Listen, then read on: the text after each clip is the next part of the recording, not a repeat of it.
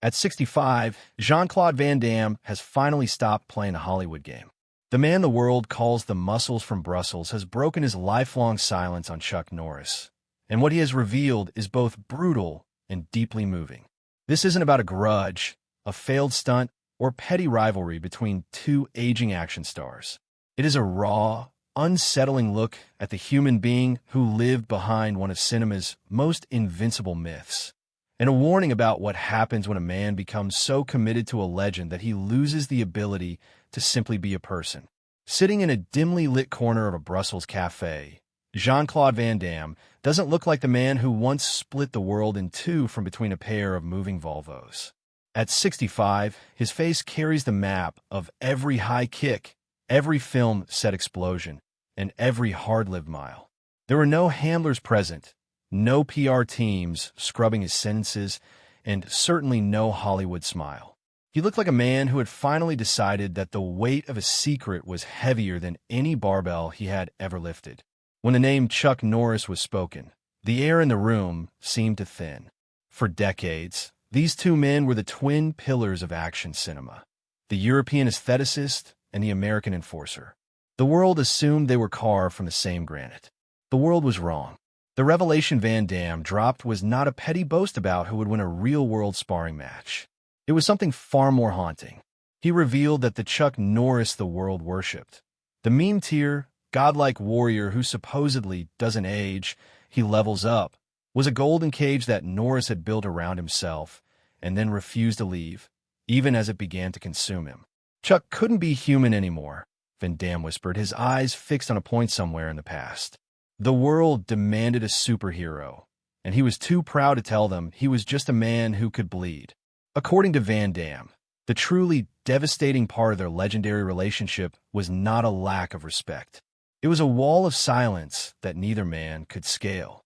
While Van Damme spent the last decade being brutally open about his battles with addiction, bipolar disorder, and the crushing pressure of fame, Norris remained a closed book, a stoic, unmoving statue that refused to crack even when the foundation was crumbling beneath him.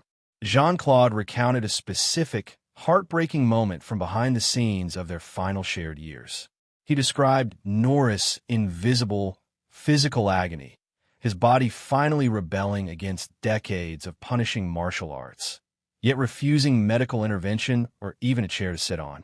Why? Because the Chuck Norris the world knew simply did not get hurt. This obsession with the myth, Van Damme claims, is what eventually hollowed out the friendship between them. It is a sobering thought that strips every punchline away from the internet jokes. We spent 20 years laughing that death once had a near Chuck Norris experience, but Van Damme is here to tell us that the opposite was the quiet reality.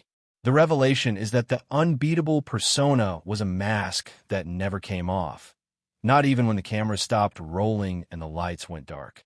To understand the weight of this revelation, you have to go back to the beginning, before the world-famous splits, before the millions of dollars, and long before the memes. When Jean-Claude Van Damme first arrived in Los Angeles, he was not headlining films. He was barely eating. He slept in his car, worked odd jobs, and tried to convince anyone who would listen that he was the next Bruce Lee. It was during this desperate period that he crossed paths with Chuck Norris, who was already a massive star and the king of the lone wolf action film. Norris owned a popular bar called Woody's Wharf in Newport Beach and needed someone who could handle themselves if things turned rowdy. He hired the young Belgian as a bouncer. One of the most famous movie stars in history was literally standing outside a bar, checking IDs, and breaking up fights at the door. But for Van Damme, those nights were everything. Chuck saw something in him, a raw, explosive kicking ability, and invited him to be his sparring partner. This was not Hollywood sparring, where punches are pulled for the camera. This was old school, full-contact training in Chuck's private gym. Van Damme describes those sessions as a baptism by fire. Chuck pushed him to his absolute physical limit, teaching him the discipline required to cross the line from competitive karateka to cinematic icon. It was Chuck who gave Jean-Claude his first real break in the business, helping him land a small role as a stuntman and extra in the 1984 film Missing in Action. For Van Damme, Chuck Norris was not just a boss. He was a godfather figure, the blueprint for what a martial arts superstar could be. But as the 90s arrived, the dynamic shifted. Van Damme's career exploded with Bloodsport and Kickboxer. Suddenly, the student had become a rival. Hollywood is a small town, and there's only so much room at the top of the mountain. While they never had a public feud in the traditional sense, the distance between them began to grow. Van Damme became the face of a flashier, more emotional, more chaotic new school of action. Chuck stayed firmly in his lane, becoming the stoic face of Walker, Texas Ranger, and leaning deeper into the invincible lawman persona that would eventually define his entire legacy. The tragedy Van Damme hints at started here. As their paths diverged, so did the ways they handled fame. Van Damme's life became a public soap opera. He crashed, he burned, he went to rehab, and he came back.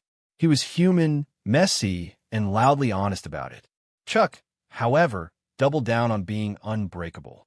Even when they reunited on screen decades later for The Expendables 2, the tension was palpable.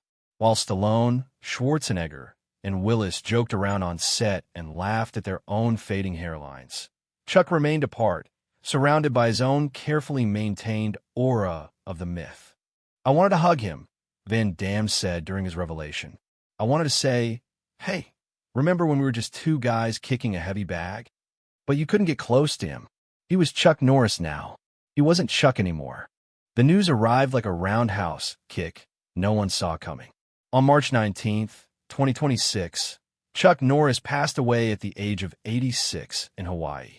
For a generation that had grown up genuinely believing Norris was immortal, thanks to a decade of internet folklore claiming that death was too afraid to knock on his door, the reality of his passing felt like a glitch in the universe. He had been hospitalized on Kauai following a sudden medical emergency. Just days earlier, on his 86th birthday, he had posted a video of himself sparring in the Hawaiian sun, looking every bit the indestructible warrior the world needed him to be. He looked at the camera and repeated the line his fans loved most: "I don't age. I level up." The tributes poured in almost instantly. Sylvester Stallone called him all-American in every way. Arnold Schwarzenegger declared that his legend would be with us forever.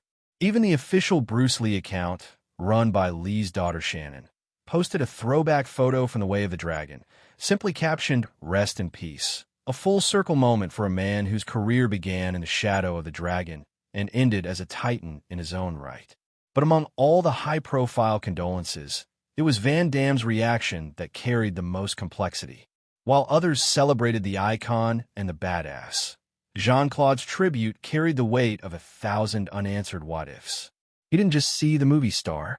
He saw the man who had mentored him 40 years prior and then drifted away behind a wall of impenetrable mythology.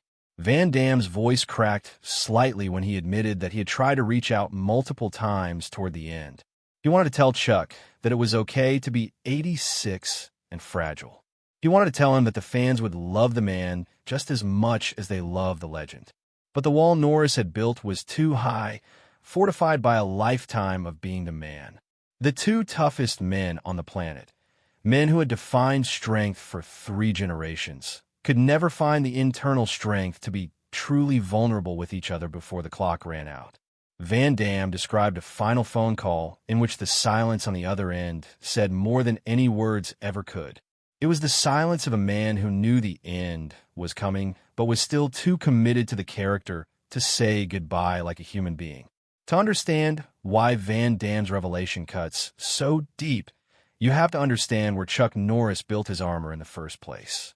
Before he was a digital deity or a Texas Ranger, Chuck Norris was Carlos Ray Norris, a shy, scrawny kid from Ryan, Oklahoma, born on March 10th, 1940. He came into the world blue, his lungs refusing to work, spending his first days fighting just to draw breath. It was a grim irony for a man who would become the global symbol of physical dominance. Growing up was defined by poverty, embarrassment, and inadequacy. His father was a World War II veteran who struggled with severe alcoholism, disappearing for months at a time. This left young Carlos as the man of the house far too early, moving between Oklahoma, Kansas, and eventually California with his mother and 2 younger brothers. He was not athletic. He was not popular. He was painfully introverted, The kid who sat on the bench, the one who got bullied, the one with no direction. Everything changed in 1958 when he joined the U.S. Air Force and was stationed in South Korea, where he discovered Tang Soo-do. In a sweat-stained dojo in an alleyway, Carlos became Chuck. Martial arts gave him the one thing his childhood had never offered, a sense of total control. He trained with an intensity that bordered on obsession, earning his black belt and eventually founding his own system, Chun-Kuk-do. He wasn't just learning to fight. He was building a version of himself that was bulletproof, a version that his father could never hurt and that the world could never bully again. By the time he was a 6-time undefeated world professional middleweight karate champion, he had buried the shy kid from Oklahoma under layers of muscle, discipline, and achievement. But as Van Damme points out, that drive to escape the past created a permanent mask. Chuck didn't just play the hero. He became the hero because he was terrified of ever being that vulnerable boy again. Van Damme's revelation is so poignant because it suggests that Chuck Norris died still running from that kid. Even at 86, posting sparring videos in the Hawaiian Sun and declaring he doesn't age, he was still performing the strength he had spent his entire life fighting to earn. Van Damme's revelation is not an attack. It is a heavy-hearted eulogy for a friend he could never quite reach. He was a symbol of strength to the world, the family's official statement read. But to us, he was a husband, a father, and the heart of a home. These words, beautiful as they are, only deepen the tragedy Van Damme describes. A man so locked inside his public persona that even those closest to him saw the myth more clearly than the man. The legacy of Chuck Norris is a double-edged sword. He became perhaps the most recognized, tough guy in human history. But in doing so, he surrendered the right to simply be a regular man. The internet's Chuck Norris fact will not stop now that he is gone. If anything, they will grow. The world processes loss through its own language. And for Norris, that language has always been one of impossible, almost holy strength. But Van Damme asks us to sit with a harder truth beneath all of that humor. The man we refuse to let die was struggling with the very humanity we refuse to see. Chuck Norris left behind a 50-year filmography, 9 seasons of Walker, Texas Ranger, and a billion memes. He left behind a cultural blueprint for how we construct our heroes and the impossible standards we then hold them to. He was a Reagan-era fantasy, a digital-age legend, and a lifelong martial artist who, in the end, was just as susceptible to time as the rest of us. Van Damme is left as the sole witness to the cracks in that armor, a man who survived his own demons only to watch his mentor be buried beneath his. It changes the way we look at those old VHS tapes. It makes the high kicks look a little heavier and the stoic glares look a lot more like a quiet, unspoken plea for help. The man who could count to infinity only had a finite amount of time. And perhaps the greatest tragedy of all is that he spent his final years still trying to prove otherwise.